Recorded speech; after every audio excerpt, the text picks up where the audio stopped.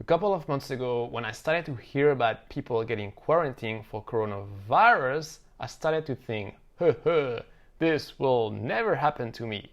Well, never say never, because here I am in quarantine, unable to go outside to prevent others from getting coronavirus. How did I get there? A couple of months ago, the coronavirus epidemic started to spread, but it wasn't too scary yet. And I had travel plans already booked to meet someone special. So I decided not to cancel and to cough as originally planned. However, shortly after I landed, the epidemic started to go faster and spread to many other countries, and I started to realize that it was getting more serious. And quickly, airlines started to cancel flights and borders started to close one after the other. But my return trip was a few months after, so I thought I might just wait it out and things might just have improved by this time. Fast forward a few months after, and the situation did not improve.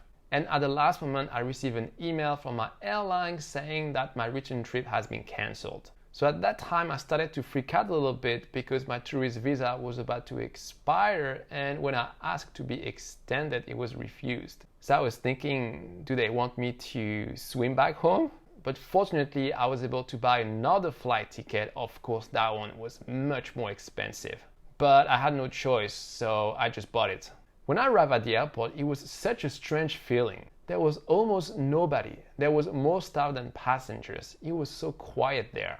The few passengers I saw were all wearing some sort of crazy protective gears.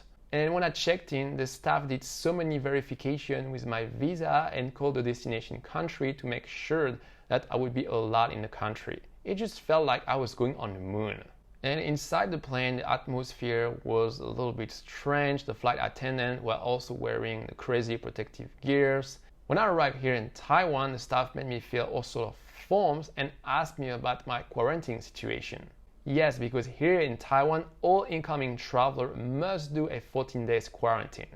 So I complied, of course, and I took a special taxi that took me to my quarantine place. So here I am at my quarantine apartment. I'm not allowed to go out for 14 days, even for buying food. So I rely entirely on food delivery apps like Uber Eats, and I try all the options and it's not too bad. The police actually tracks my location with my cell phone and they call me every day to make sure I'm at home and they ask me how I feel. So they will find out quickly if you ever break the quarantine.